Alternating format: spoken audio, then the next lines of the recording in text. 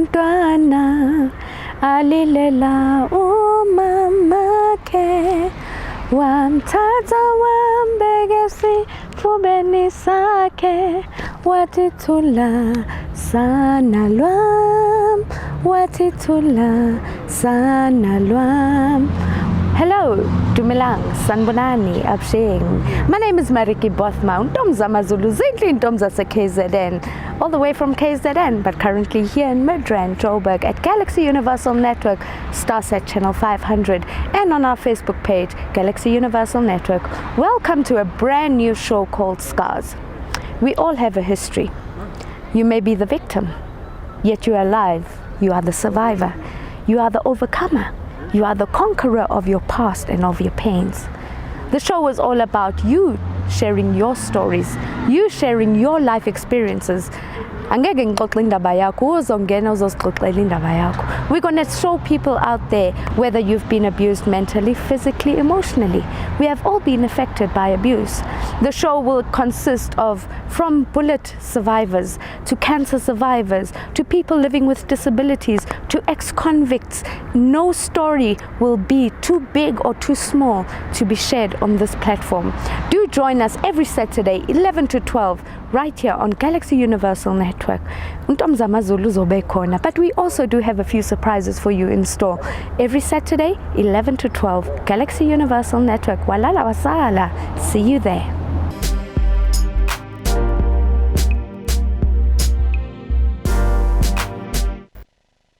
Welcome back again. If you have just joined us, we welcome you. Of course, we are running on the last hour of our breakfast show, and we hope that you are still continuing to enjoy your programming. And of course, we are broadcasting live in the Republic of South Africa throughout the African continent. If you are in the North, West, East and North Africa, of course, or Western Africa or Southern Africa, we are saying a very good morning to you, which is exactly, I really don't know what time is it right now, and I don't really care because right now on the green couch we are with Penny. Yo, Penny. I can't believe that you are here.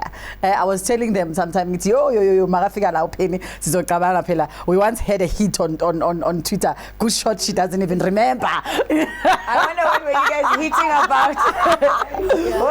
What was the heat about? Yeah, let's just forget about it. She was born on a Christmas day. Imagine somebody was born on Christmas Day. It obviously means that it's somebody that is lucky because she's sharing a birthday with Jesus himself. And over and above that, Penny is not new in the media industry. She's one of what we could actually call her as veterans when it comes to broadcasting, either radio or television or print as well. So we must say that it's a great honor to have you on our green couch this morning, and it's a very good morning to you. Thank you so much for having me, guys. I really appreciate it. I always struggle with accepting the word veteran because you see, Shedo Twala qualifies as veteran, the late Mamere Twala qualified as veteran, Bob Mabena, Glenn Lewis, me, I'm the established kids, the ones who came after the fact. And for which I think sometimes I'm veteran because I'm still very young. But the years that you've been in the industry, they veteranize you. I'm just established. I think only when you're like after 30 years can you start talking about legendary and 40, 30, 40 legendary and then veteran. Veteran is people who've been to war, guys, and back. What war have I won? You won a lot of wars, I'm telling you. You must remember, Penny, that in this industry you don't last too long. So once you go beyond 15 years, you should know you're a veteran because one way or the other, before you know, they're like, no, she's down and out, she's out, and you still here. So maybe my problem is because of my positivity and my intention about things. Yeah. I don't believe that you don't last long in history. Denzel Washington's been doing what he's doing forever. Yeah. Angela Bassett is 62 years. Oprah Winfrey did her talk show for 25 years. It's a mindset that we believe that we don't last long because we've told ourselves that. Yes. So for me, I'm saying I'm going to last for as long as I have my voice and breath. Yes. Actually, we are already talking to you without even letting you greet us. That shows that you do have a diploma in public relations, indeed. Penny is a graduate. Back in the days of, I think, from Soweto. Voice of Soweto. Yeah. Voice of Soweto, and the time when you were still a model, you were winning, I think, Miss Ellerinsi, I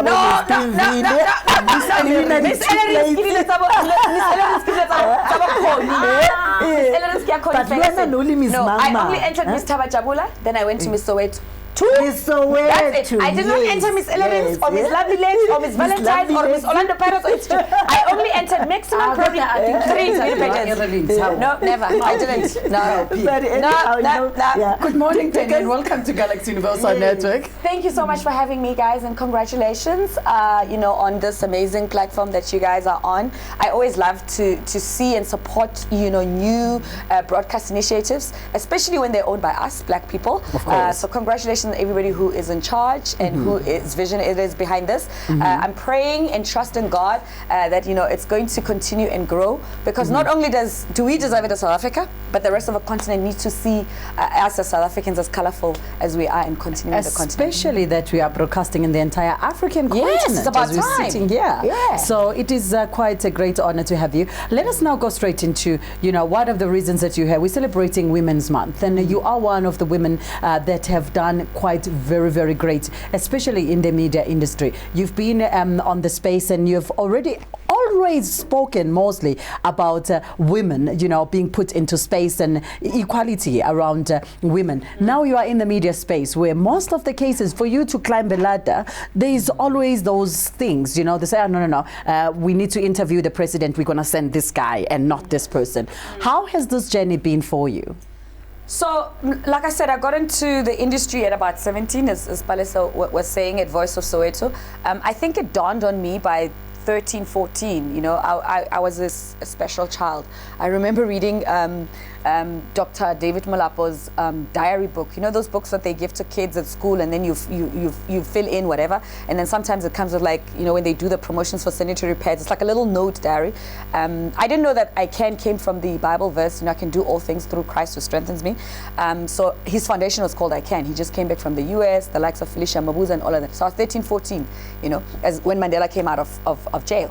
So I was that kid who was consuming media. I was reading, I was watching television, I was listening to radio, my mom bought magazines. So around about then, it hit me that this is something that I'd like to pursue. But I knew that to get into media, you had to be a teacher.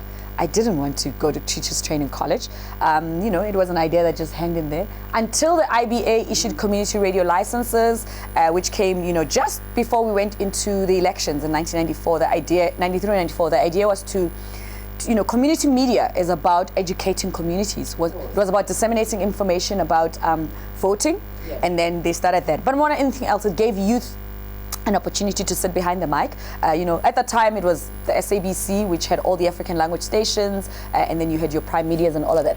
So I was part of the crop of the young people who got trained at community radio, and then I got to work for Voice of Soweto. So when I got in, I had seen people like, Oprah Winfrey. I'd read about her. I had not seen her on television. I'd seen Felicia Mabuza. I used to watch Ndate, Sizam Libatsi. I watched Phil Donahue. But I listened to Shedo Twala, Zandi Lenzalo, Bob Mabena, Tich Mataz.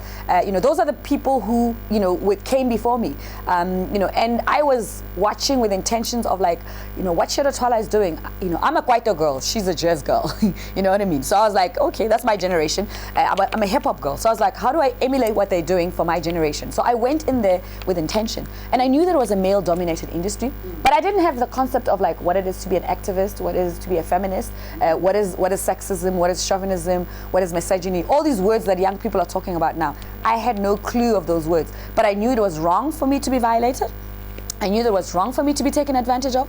I knew that it was wrong for somebody to sleep with me for an opportunity. I knew that it was good enough. I had a gift. I was smart. When I entered those beauty pageants, I didn't really care about anything else. I entered going, I can answer that. I have a better answer than that girl who won. So when I used to watch Miss SA, I watched all of those Miss SA competitions. I knew all those Miss Soweto girls. So I had a sense of intelligence, but without saying to myself, I'm intelligent. So I knew I was smart and clever because I was that kind of kid at school. My friends used to say, one of my friends, Elizabeth Mweketsi, says, you were confident before we knew the word confident. You know what I mean?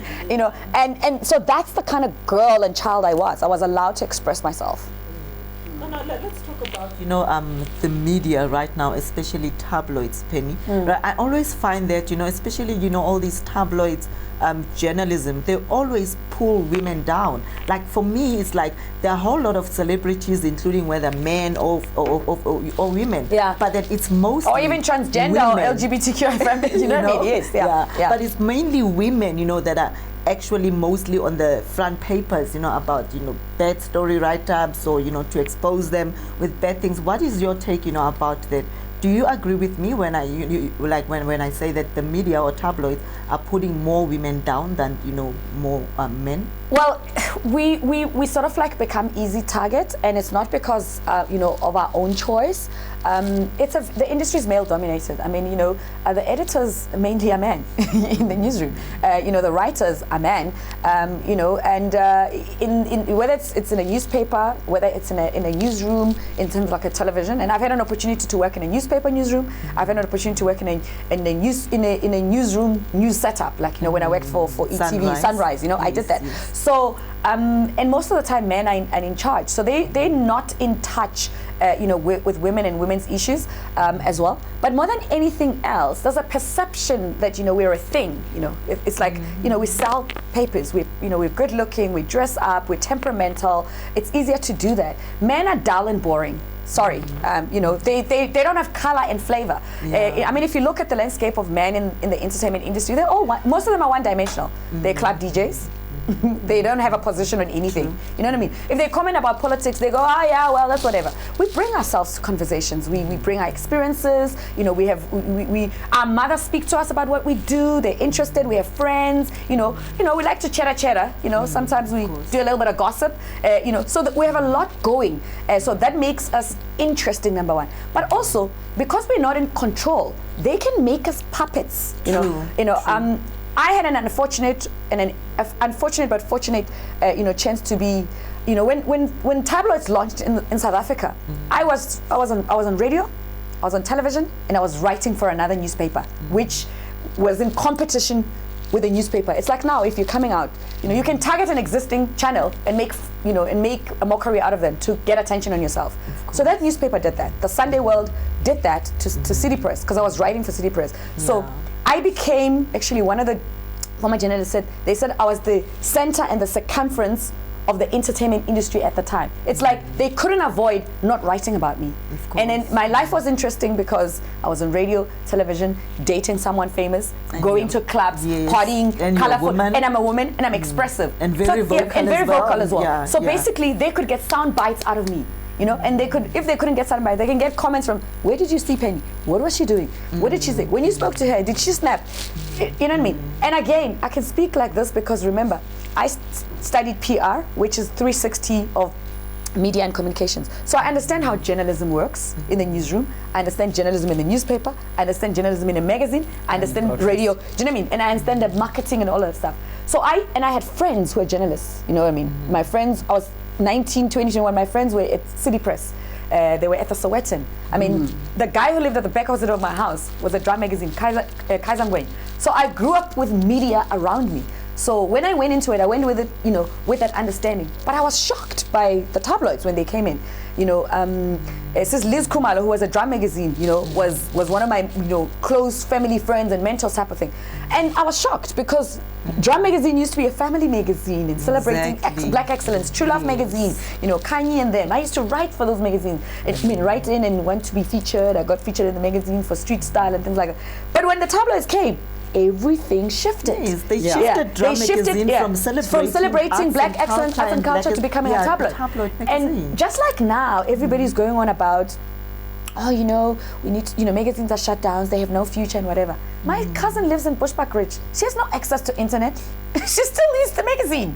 But because we're in the media, that's a perception that we are putting out. We're trying to make people believe that there's no space for that. There's people, majority of this country cannot afford internet.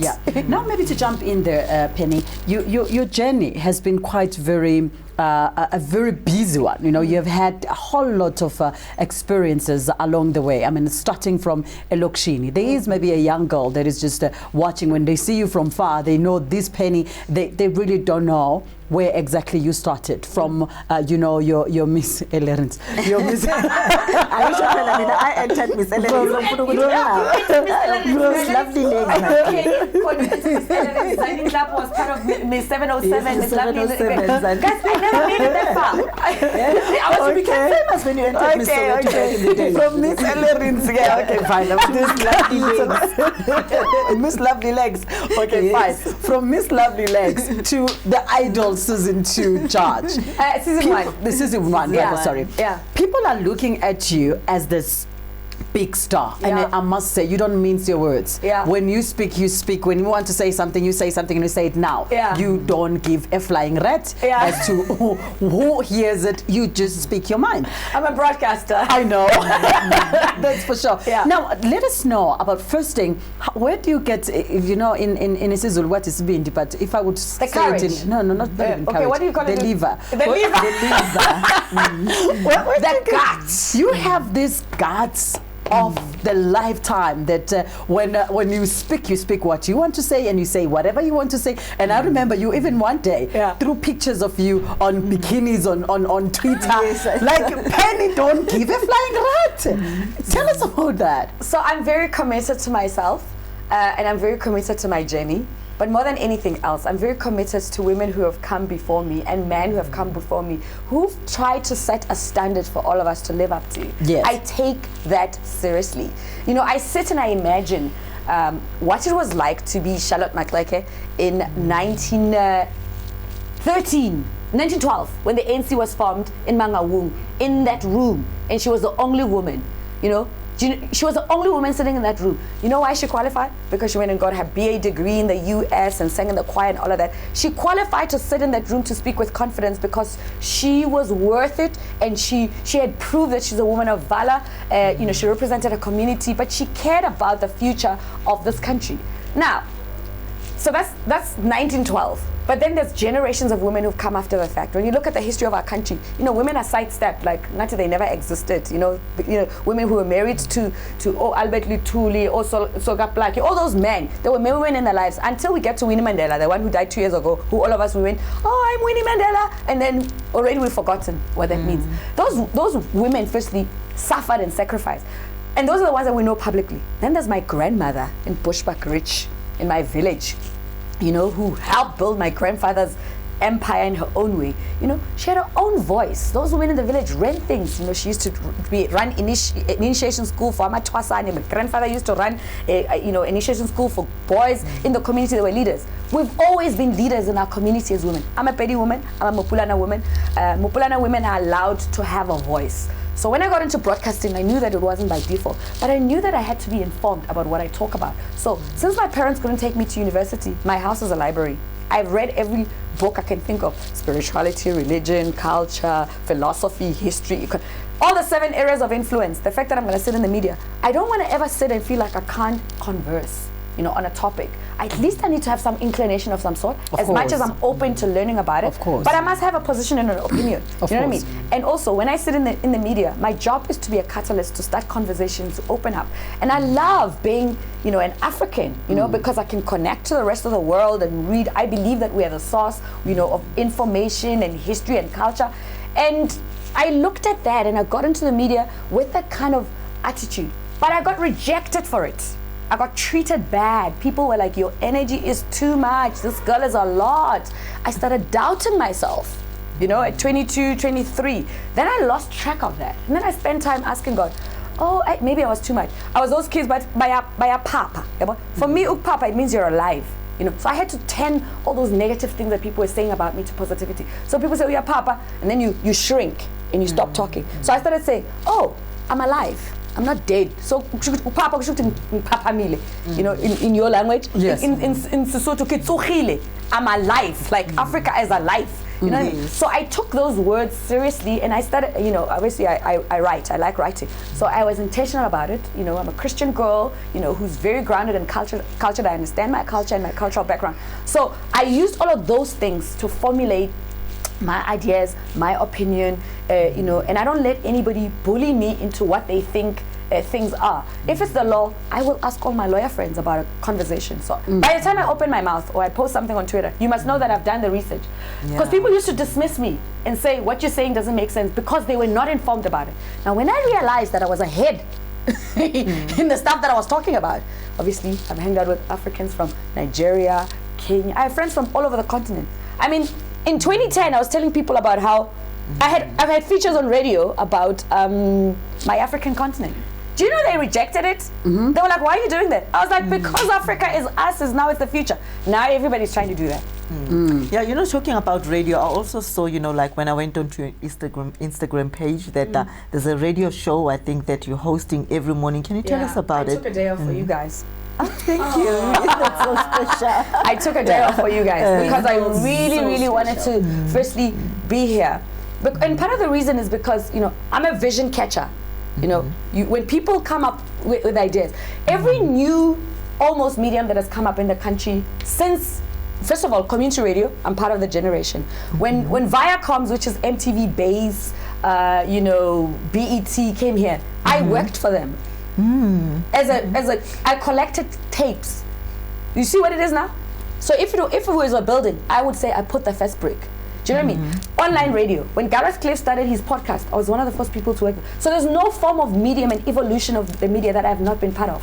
You know, social column writing, city press, I did that. So I've allowed myself to be exposed to media. So currently I work with Massive Metro, which is an online radio station, because online radio, online television is the future. You know, we are going to get free data eventually. The airwaves are going to be open. You know, we're going to stop this nonsense of people telling us who to be, what to be. You know, oh, I'm sure if you guys had white people here, they'll say, the yellow is too bright. You know, those colors, they clash. It's too much. Make it bland. Make it bland. Because they hate our brightness. Whilst the rest of Africa is colorful. Do you know why Nigerians are doing so well everywhere else?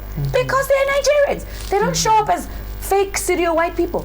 As South Africans, we're trying to be mini Europeans, fake little Americans, black. Even the black Americans are confused. They're like, who are you people? Because we want to be like Africans. Like they want to be like us. And then we're showing up in that is why few people who've gone to America since Miriam and you and Letta, you know, have made it. Only now, you know, maybe Nasty C here, Peltu C over there, you know, are breaking through. You know, Nomzamo. It's because they're looking for the real South Africans. The ones who've been showing up looking fake. Okay, Nandi, you know, you've seen Busiswa, you've seen all of that because of the whole Beyonce stuff. The world is ready for us, but it's like we've been showing up as not as ourselves. So I'm of that attitude, of that generation, of that spirit of saying we need to show up as ourselves. Yeah, you're talking about, you know, especially women being who they are. We are seeing a whole lot of those fake looks, especially on social media. It has literally just taken over. You know, it's more like when you are true, if you are you, that's not what the media wants to consume. You've been in this space for quite a very long time. Young people are still, a lot of them, looking up to you and like, you know what, I think I would want to look up to that person. But now it's like Penny is now getting to be boring, man. I want the ones that changes faces and hair and stuff like that. What do you have to say about that? You know, television media is about image. Okay, it's about image and it's about selling concepts and ideas, and it's very important that even people who get into the media, they understand what the position that they're in is. Yes, and then we have a problem of a lot of people who are getting into the media, they don't understand. You know, being an artist or a creative in the industry, you are there as an artist to be a reflection of the society that you come from. Okay, that's number one. So basically, from street culture to women in villages, it's like you just package that and give a presentation of it. But a lot of people who are in media have no understanding of that. They don't understand of a concept of mass communication. They don't even know the different people that they're talking to. They don't know, you know, there's people in rural areas who might not understand concepts that are very popular in Soweto, and then there's people in Soweto who live in Zola who might not speak the same language as people of Kimville. You know what I mean? So for me, I understand all of that. So I've been very conscious and strict of my own image from day one. I'll make an example. When I first got on at SABC, my first TV show was a fashion program, Elegance, with Dion Chang. He's of Chinese descent. I'm an African girl. I used to wear a turban, you would know, and then I was growing dreads under my hair and hat. So I got this job, and they said to me, "We're sponsored by Soft and Free. You know, you need to." Your hair needs to show that whatever. You know, my mom used to have a hair salon. She used to perm my hair. So I had an afro my entire childhood. So for me, an afro is not a concept that Americans taught me. I had it. Bantu knots is what I used to do. It's not a concept that I learned from Rihanna. Wearing beads and colorful stuff is not what Beyonce has taught me or Kim Kardashian. It's what my grandmother used to do. You know, people have that thing of saying, oh, let's teach women how to tie a doek. I'm like, what do you guys do when you go to your funerals in your family? The mothers tie it back this way, you know, the aunties wear the berets in the townships, the young girls in the churches. Do you know what I mean? All those are things they're things that we do. Yeah. I just do those things and put them on, you know, on television. So when I got onto that show, they wanted me to do that. I said, okay, I will do a deal. I will blow my hair out. I'll still have a mini afro. I'll plait it. I'm not going to have it straight. And when I do have straight, I'll have it when I want. Obviously, trends come and they happen. You see, I have no problem with your aesthetics and how you look like. Your language and your tone will tell me who you are. Because there's people who can have the biggest bongo dreads, you know, but they can't speak their mother tongue. What's the point? You know, they're the most intelligent, learned people who can explain what they do to their grandmother. Do you know what I'm saying? So, and for me, those things are very important, and they're so important. This is why Chinese people are dominating us. This is why Indian people are dominating us. You know why? Because they've kept their languages and their culture and their identity. They've sold us incense. They've sold us, meditating. You know, Tina, we are shining on everything else that's ours. Umhlonyan is the only thing that can help us. So Penny, I want to know again, right? This is we're celebrating Women's Month this month, and the challenge that I see, or rather that is out there, is that, you know, women are jealous of each other, women don't support each other, women don't empower each other. What is your view, you know, on that, especially in this month of Women's Month? Yeah. Okay. I think, firstly, it's in two parts. Firstly, that's the biggest misconception that has been sold to us, and we've bought it. You know what I mean? Because that's not true. You know, we've always been about a collective as women. Take an example of like women in the village, women in the churches, you know, things that we used to do in schools. You know, you had your 5 girls or 3 girls that you hanged out with. Do you know what I mean? So even if you had your own 5 girls, I might be friends with 2 of you guys, and then we got out. You know what I mean? Like, that is for me as basic as it is about women supporting each other. But now when we get into the media space, for purposes of controlling us, you know, in entertainment, it's the best way. Media is your best friend, but it's your worst enemy. Yes. If you don't interrogate it, you know. So, you know, they said, oh, Lady Snyder and Roberta Flack needs to not get along. Patti LaBelle and Aretha Franklin need not to get along. You know, Martin Luther King's wife and Malcolm X's wife need not to get along. Do you want me to get along? Winnie Mandela and Albertino Sisulu did not get along. And we all bought into the concept. You know? So personally, this is me. I like every woman. I'm Shaka Khan when it comes to that. I'm every woman. I make, so you have to be intentional and conscious about it. And you have to decide, you know, I might not agree with whatever you're doing right now, Balisa, but I'm not going to destroy the essence of who you are. It's okay for us to disagree, but it doesn't change the fact that we all get our periods. You know, and then if I met you in the bathroom and you had no sanitary pad and you were on your period, who are you going to ask? Me. My sister here. And if I have it, what am I going to do? Give it to you. Because you know what? I don't want to be the girl that blots myself when you have a sanitary pad.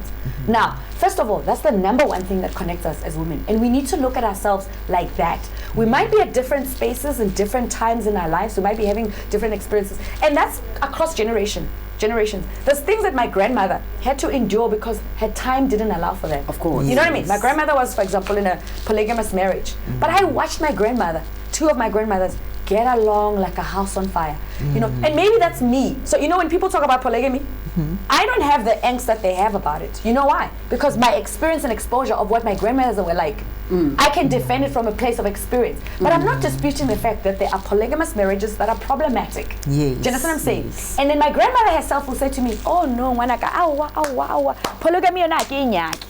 Wena usakeng hanamon. You know, that's my mother tongue. That's my school line. But you know what?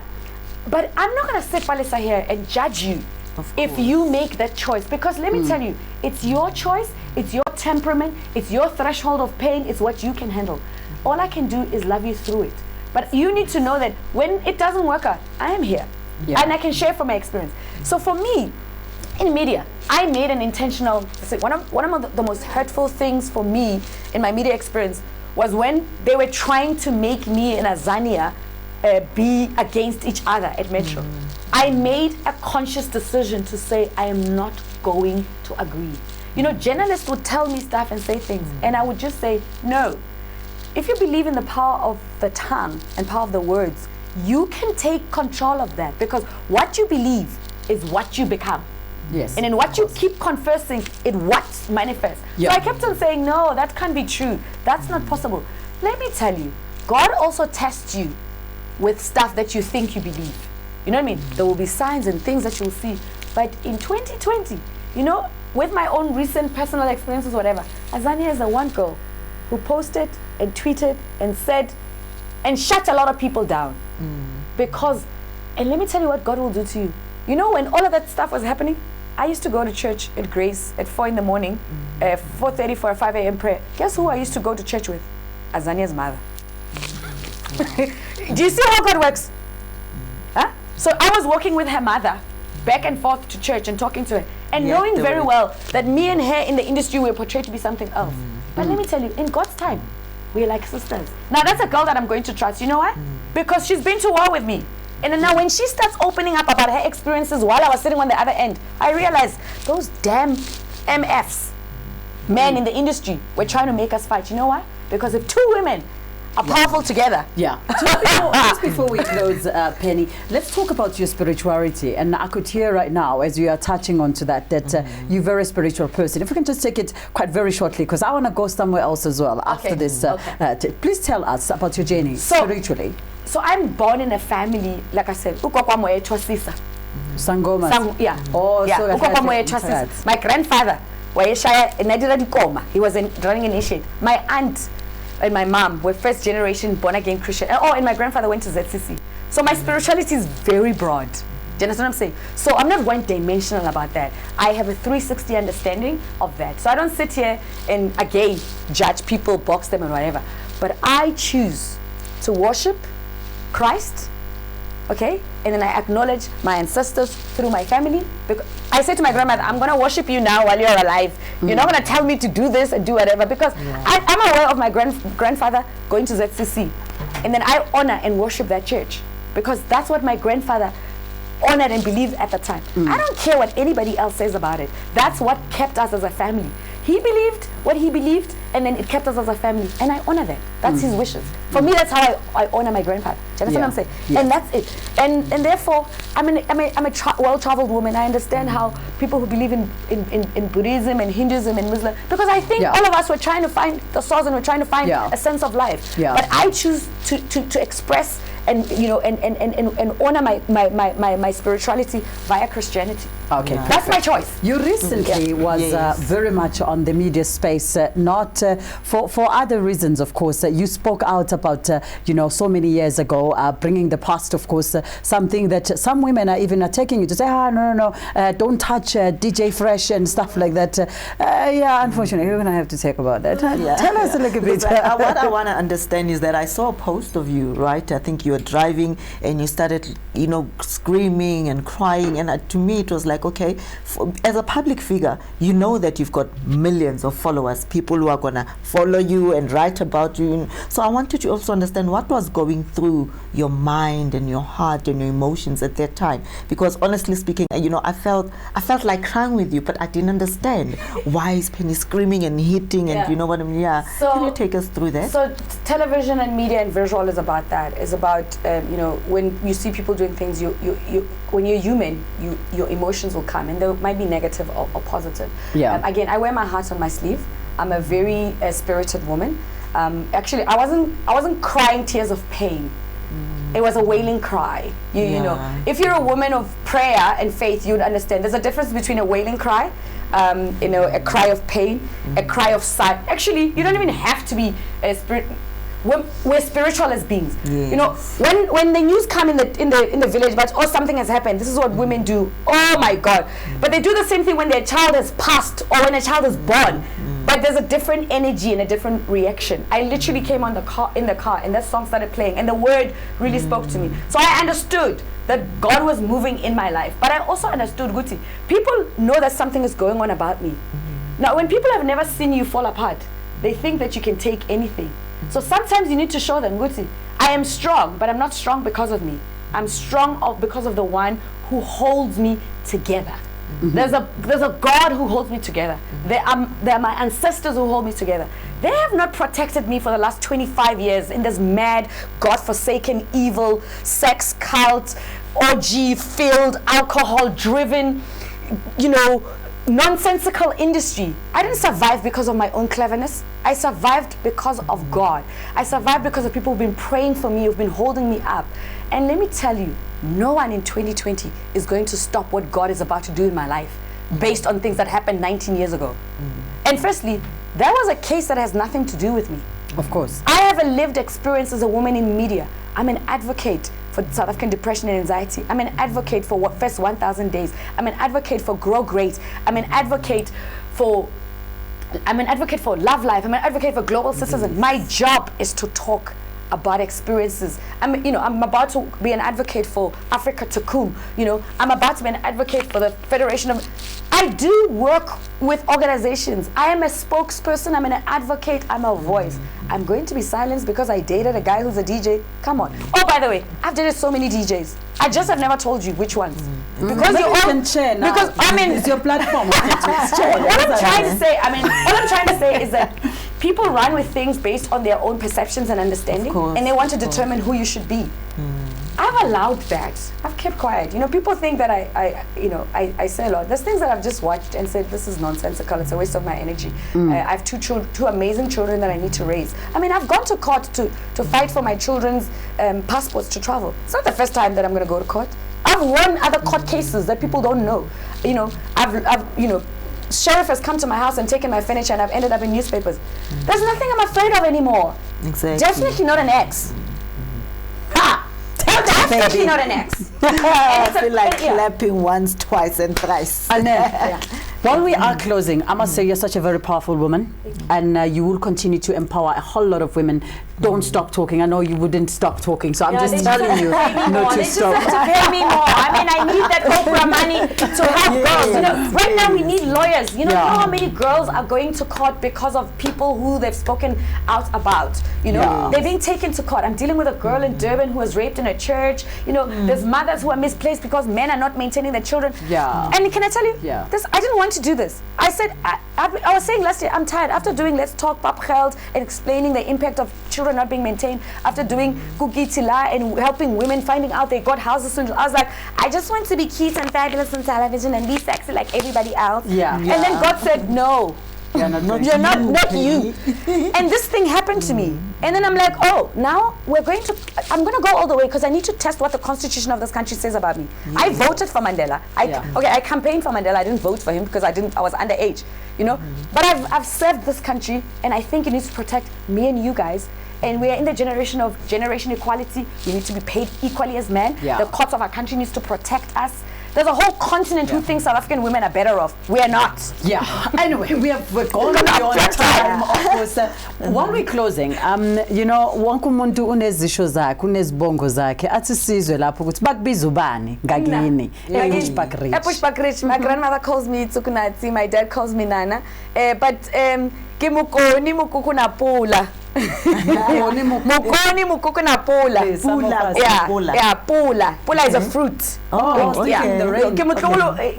Kimupulana. So my mother's clan is Mapulana. They make it rain. My dad's clan is Baroka. Baroka Bahangwana. Okay, and you've had it. I'm that girl. So no, thank you so much. Thank you for gracing us with your presence, and your energy was extremely amazing, and would love to have you back again sometime soon on the Green Couch. Definitely, we'll get you back. That was Penny joining us right here on Galaxy Universal Network. A very beautiful morning. We hope that you had enjoyed being with us from 6 o'clock until this time. Of course, we do apologize. We have run out of time, but I'm sure that you are enjoying your time with us. Please do continue to enjoy your programming right here on Galaxy Universal Network. And this was Pan African Morning. From myself and the rest of our Pan African Morning crew, we wish you all the best. Until next time, Africa. Mfule ngophuza ngiphuza kelegele kanti ingoma zakithi ngeshiya zidla phansi emahlathini asekubandeni kanti ke zona ziphuze ebhudlweni umfulo ohamba ngeslow motion kwesikwazi biskoti kula ngibuya khona ke. From myself, bye yo. Mokgaetsi go tswa go nna Palesa Mojuminyane kokomane ya ga se bolai di roba tlhakula tsa ga Mmasedi a mphela tse di reng di a roba di a sele o mnyamanto mkhonto tuma njengetulu umnyango vala ngamakhanza amadzotsa. Until next time, salang sentle. Bye. Thank you, Penny. Bye. Good morning. Good morning. Good morning. Good morning. Good morning.